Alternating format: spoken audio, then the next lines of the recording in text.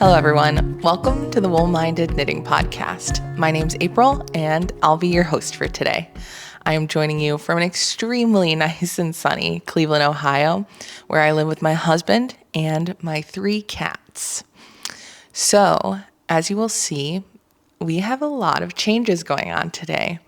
I'm in a new filming location, I have a microphone, and I'm filming on 4K. In the past couple weeks that I've taken off from the knitting podcast, I have decided that I want to take this a lot more seriously, and I want the podcast to be as professional as I can make it as an extremely amateur and novice videographer. So we've done some changes. I rearranged the living room so I'd have a filming spot in front of our big bright window, and I also got a microphone set, which was an early birthday gift to myself. So hopefully this sounds a lot better. And we're not going to dally too long before we get into the knitting. So we're going to go ahead and get started with that. Probably about to see that I have some continuity errors with my glass of water and my candle. And that is because I forgot to talk about what I'm wearing. But what I'm wearing today is the Big Cozy Cardi by Andrea Mowry. And mine is knit in Magpie Nest Sport in the color Knit All Stars as the main body. And I believe this is actually a yarn store specific colorway that they don't make anymore, but it's just a marled gray color. So I'm sure they have something similar in the line that they offer for Nest Sport now. And Magpie Nest Sport is a 100% Corriedale yarn, and it's a really nice rustic yarn. It's pretty soft. It just kind of has a dry touch to it. And that is just knit into the main body of the sweater, which has this very beautiful texture to it, and then some long cinched rib sleeves. And this cardigan also features a very beautiful shawl collar, and this is knit in Farmer's Daughter's Oh Dang, which is a Sari yarn, and the color is Mr. Pocket, which is just a very beautiful grungy green-gray color. And now that we've talked about what I'm wearing, we can get into my finished objects. So I'll cut to the rest of the footage now. So to get started with today's video, first I'm going to talk about my finished objects. And I have 1.5 finished objects for today. And my first finished object is the Miles shirt jacket by Ozetta. And this is an Aran weight pattern that Haley knits in Manchalope, so 2 strands of unspun yarn. And mine is knit in 2 strands of Nutidin in the color Liv Slinge, which I still can't pronounce, but I'll put it on the screen. It's just a very beautiful dusty pink color. And I'm sure by now you know that Nutidin just does colors once, but they frequently have a color similar to this. So if it's something you're interested in, I'm sure they'll come out with a similar color again. And then I'm holding it with a strand of Isair Silk Mohair in the color 62, which is just a light pink color. I really love how this jacket turned out. I'm super happy with the end result of the knit. I'm actually very fortunate with this sweater because in my last podcast episode, I was talking about how I thought I was going to run out of yarn for this pattern, and a lovely viewer reached out and told me that she had some of this in her collection that she could spare. So I'm very grateful for that because I would have definitely run out of yarn after the second sleeve. I ended up having, so she sent me 100 grams, and out of that I ended up having 31 left, and I definitely needed that to do the button band and the collar. So thank you so much for sharing your yarn with me if you're watching today's video. And the only changes that I ended up making to this pattern were because I'm actually off gauge. So the gauge on this pattern is 15 stitches by 24 rows, and I have 14 stitches by 22 rows, which actually makes quite a big difference. So for the sleeve, I ended up picking up 10 stitches less. Actually made it about halfway through the sleeve and had to rip it out because it was so wide, about this much wider, picking up the stitches that she called for. So I took off about 10 stitches, and now the sleeve fits quite nicely. And the other change that I made is that I did not do the tubular bind off that she calls for in the pattern. Instead, I just bound off in pattern because I personally don't think that the bind off is as influential in unspun yarn since it's so much less structured that it doesn't texturally stand out quite as much. So I just replaced the tubular bind off to bind off in pattern. Another change that I made since my row gauge was off, this portion of the pattern from the sleeve detailing to the end of the collar here where you pick up is actually a set number of rows, so you're not knitting to a certain length. So I knew mine was longer than it was meant to be in the pattern. So for the collar, I just went ahead and picked up for the size smaller, just to sort of tighten up this area to ensure that the collar wouldn't sit too far down on the chest. And I think it ended up sitting quite nicely. So the one tip that I have if you knit this pattern is in regards to the pocket. I highly recommend that you follow the instructions that Ozetta gives for the pockets. She gives very specific instructions where you mark off the corners as guides for seaming in the pocket. And then she also recommends that you put a guide thread in so you know you're in the right row and column. And I didn't do that, but I did something similar. So what I did was I marked off the corners like she recommends with the stitch markers. And then I just put a few stitch markers in between. So I had a closer reference when I was sewing in the pocket. And then the one tip that I have is I highly recommend that when you're sewing on the pocket that you start from the part of the pocket that's closest to the button band. Because when I was knitting the pocket, I found that on this side of one of the pockets that I couldn't reach the marker. But since it was on the side that's closer to the side of the cardigan and not the button band, when you're wearing it, the pockets still look like they're in the right place because they're both the same distance from the button band. So I highly recommend on both pockets that you start from this portion of the pocket to ensure that the pocket looks like it's even. Really happy with how this jacket turned out. But unfortunately, I don't think I'll have too much opportunity to wear it since it's already gotten quite a bit warmer here.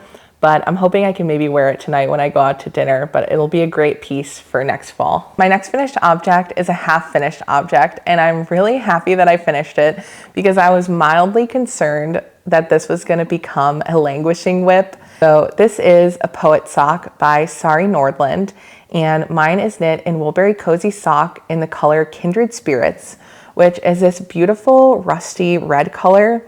And I think the sock has turned out so beautifully. Like I said, I was worried that this was going to become languishing whip status, but I'm happy to announce that I've actually cast on the second sock of this.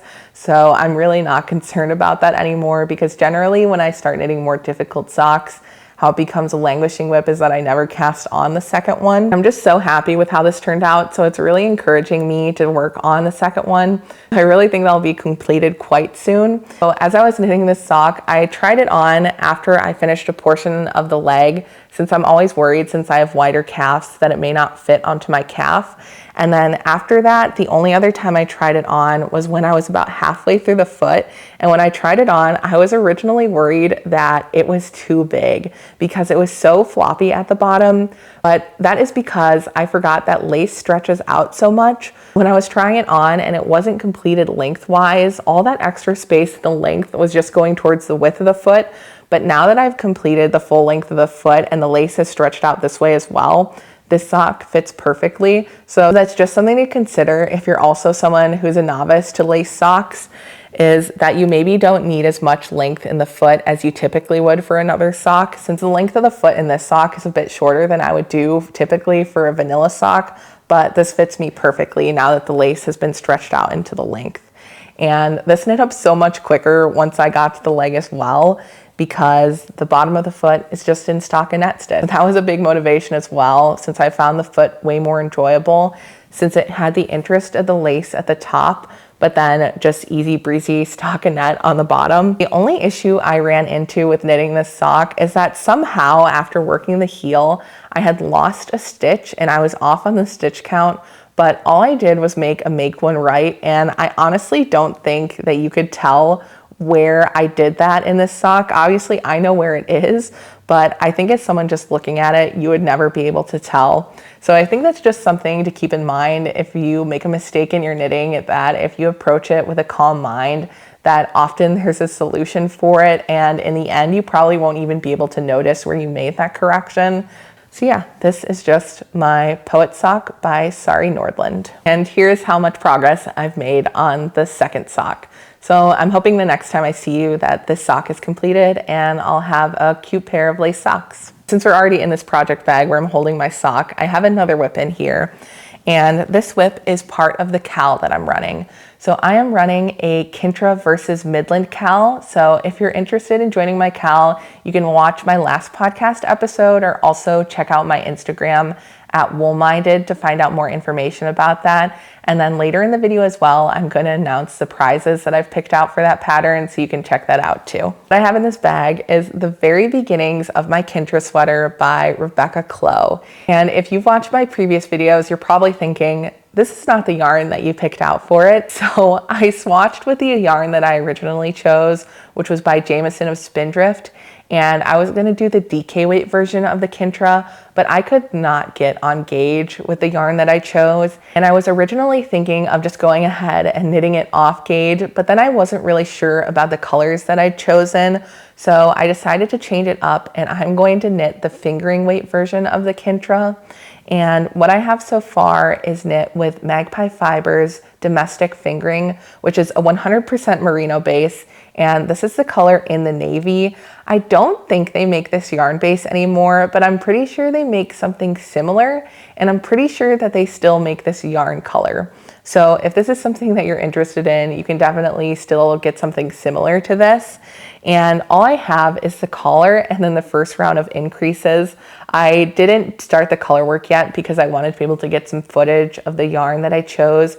That's going to be the color work portion. So I'm using different yarn that I showed for the color work as well. So I'll put some footage of that in here so you can see what it looks like. So for the pattern, I decided to do a tubular cast on. I don't think that's what Rebecca calls for, but since I'm not doing a folded collar, I thought this would look nice in the fingering weight. I just did a tubular cast on following Andrea Mowry's instructions for a tubular cast on. And I think so far it looks really nice, and I'm excited to have a fingering weight sweater. This is the first time I'm knitting a fingering weight sweater, so it will be really interesting to see how long this actually ends up taking me. Hopefully not too long. But yeah, so the baby beginnings of my Kintra sweater by Rebecca Clow. I'm just gonna wrap up talking about everything that I'm knitting for my KAL. So this is the Midland Cardigan by Laura Penrose, and it's a DK weight garter cardigan. I am knitting mine in La Bien-Aimée Corey worsted in the color Yellow Brick Road. And this is a very interesting yarn color because in the daylight it looks very yellow, but in the nighttime it actually becomes quite green looking. And it's just a really nice grungy yellow color. I don't really have that much to comment on this pattern. I haven't seamed it yet since I haven't finished the left side, so I haven't been able to try it on. This cardigan has a very beautiful slip stitch detail on the shoulder, which adds some structural integrity to the drop shoulder since garter is really stretchy. The one funny thing that I've run into in knitting this, since I've never worked with Corey worsted by La Bien-Aimée, which is a Cordale and Gotland yarn. The Gotland is a black color, so as I've been knitting it, I've been trying to pick the Gotland out because I keep thinking it's my hair, and I absolutely hate when my hair gets knitted into my projects. I'm normally pretty meticulous about picking it out, and I keep trying to pick out the bits of Gotland, and then I just realize that it's part of the yarn. So that's definitely something that I've had to get used to with this. It bothers me less now that I'm this far into the sweater, but in the beginning, the Gotland was really throwing me off. This is the first time that I'm knitting a pattern from Laura, and I do find that the pattern formatting is just not my favorite. I find it a bit dense. I'm not really sure what it is about it that I find to be a bit dense, but I also know that pattern formatting preference is a very personal thing. So I don't know if it's just a me problem. And I definitely plan to knit more of Laura's patterns, and it's definitely not stopping me from knitting this cardigan in any way. Like, the pattern is completely functional. It's just not my personal preference in pattern writing. But I do love how my cardigan is turning out, and I will definitely knit another pattern of Laura's. I'm just gonna give a quick update on this next whip. This is the Eun Sweater Light by NovemberKnits, which is the lighter version of the Eun Sweater, which is a very popular pattern. It's the one with quite dramatic long ribbing and a split at the side. I'm knitting mine in Woolberry Cozy Sock and Woolberry Sari in the color Sugar Cookies. And since the last time I showed you this, I've just made more progress on the yoke. I'm about a fourth of the way through this sweater now since I finished my first ball of the fingering weight. I don't have much to report on this for now. I'm just still chugging along on the pattern, and I'm sure next time I'll be into the body or on the sleeves for this. That is my update on the Eun Sweater Light. The next whip that I'm going to talk about is one that didn't exist in the last video, and I'm housing it in a Fat Squirrel Fibers project bag. I love her super large project bags, and this one has a very cute woodland print on it. So this is the Artus Shawl by Natasja Hornby, which is a beautiful waffle textured pattern, and it has color work detailing throughout, and then a very beautiful and bold diamond color work border. And this is a sport weight shawl pattern, but I'm knitting mine in a mix of fingering and sport. The fingering weight yarn that I'm using is woolen spun, so I find that it can bloom easily to a sport weight. The main color that you see here is Brooklyn Tweed Loft in the color Foothills, and the dark green stripe is Loft in Artifact. And then then the white bit is a Rama Fino, but I'm not 100% sure what the color is because I don't have the ball band anymore. So I'll put it up on the screen. So this is what I have of this so far, and I'm really loving the Brooklyn Tweed Loft in this waffle texture. It's just really nice and squishy, and I'll show you the other colors that I plan on knitting into this as well. Here are the other colors that I'm gonna knit into the Artus Shawl. These are all Brooklyn Tweed Loft, and I believe this color is Ember. The green is Bird Book, and the gray is Cast Iron. So this is the color palette that we're gonna go with for the Artus Shawl. And this is my first time knitting a Natasja Hornby pattern, and I'm really loving it. I find her shawls to be so beautiful. Before we get into acquisitions, I'm just gonna quickly talk about what my prizes are gonna be for the KAL that I'm running, and I'm gonna give a quick update on my spinning. So for the KAL, I'm gonna have 2 prizes for the KAL, and I've decided that the first prize is gonna be the ball of red Angora that I've shown, as well as a sock project bag. So I'm gonna put it up on the screen. This is a sock project bag that I'm gonna give away along with the red Angora for the first prize. This is actually not from a knitting company, but an outdoor gears company. But I just think this is gonna make an amazing project bag, especially because it can stand on its own. It's wax canvas with leather and brass details, and I think it's so beautiful. So that's gonna be my first prize bundle. And then my second prize is also gonna be a ball of Angora with a Lach and Lou stitch marker, which is my favorite stitch mark maker. The KAL is running until May 31st, so you have quite a long time still if you wanna join in. I wanted to make sure that I chose a deadline that could be size inclusive. So if you were someone who was knitting a larger size in like the Kintra Sweater in fingering weight, that you would have plenty of time to do that. Okay, now quickly we're gonna talk about my spinning.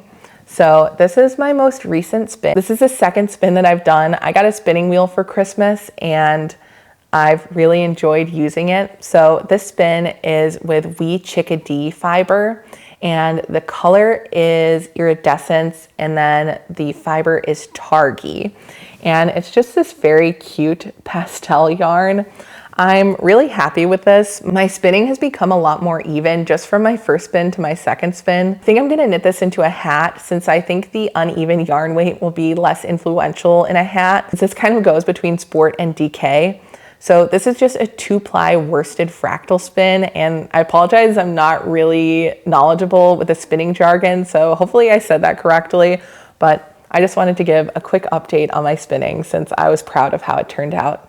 Oh, if you have any pattern ideas for what I could do with 100 grams of sport to DK weight yarn using my hand spun, I would love to hear that as well. I'm just gonna quickly run through the couple of acquisitions that I have, and they also coincide with some knitting plans that I have, or at least the yarn does. So the first thing that I'm gonna show you is I have some new Lach and Lou stitch markers. My favorite stitch markers from her are the animal ones that she does, and I have 2 new ones, and that is a little sea turtle and a octopus in a seashell, and I absolutely love these, and I'm very excited to add them to my stitch marker collection. And like I said, definitely check her out if you're into stitch markers like me. My next acquisition is something that I'm adding to my spring knitting plans. If you watch my first podcast, you'll see that I talked about a sheep colorwork sweater by Rosa Pomar, and she announced that that's meant to come out in April. So I'm actually gonna add that to my spring knitting plans. And if you watch my spring knitting plans video, which was the one that I did prior, you will see that that does not make an appearance in there. So this is something that I'm adding along to that. And the yarn that I picked up for it is Biche et Bouche Le Petit Lamb's Wool. And this one is the color medium gray brown, and then this is off-white. So I'm gonna use this as the background and then the off-white for the sheep. And I think this will make a beautiful colorwork sweater. And this is the first time that I'm doing an all-over colorwork sweater, so it's a bit daunting, but hopefully it doesn't take too long to knit up. And it is a bit ominous that it's in fingering weight, but I'm so excited to knit up that pattern since I fell in love with it as soon as I saw it. So this is the yarn that I picked up for that. The last acquisition that I have for today is Brooklyn Tweed Shelter in the color Almanac, and this is just a beautiful deep indigo color. And what I plan to knit is a cabled cardigan for my husband. So I'm gonna knit the Radmere by Michele Wang, and it's an all over cabled cardigan with a shawl collar. and I plan on casting this on in the summer so my husband can actually have it in time for when it gets cold, since I imagine that's probably going to take me a while to knit through, since I have a hard time knitting things for other people since I'm quite a selfish knitter.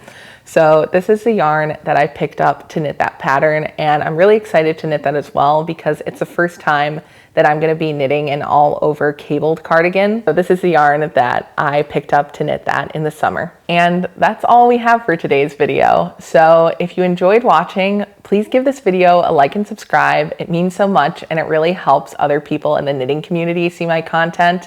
And if you like the improvements that I made to the video, I would love to hear any feedback that you have, positive or negative, or maybe other things that you would like me to include in my videos to make them better. I was potentially debating adding the cost of finished objects when they're done, or how long it took me to knit them, which I know is going to take a bit of effort because then I'd have to time my knitting sessions. But if that's something you're interested in, I would definitely consider doing that. And like I said, thank you so much for joining me while I talk about my knitting, and I look forward to seeing you again soon. Bye.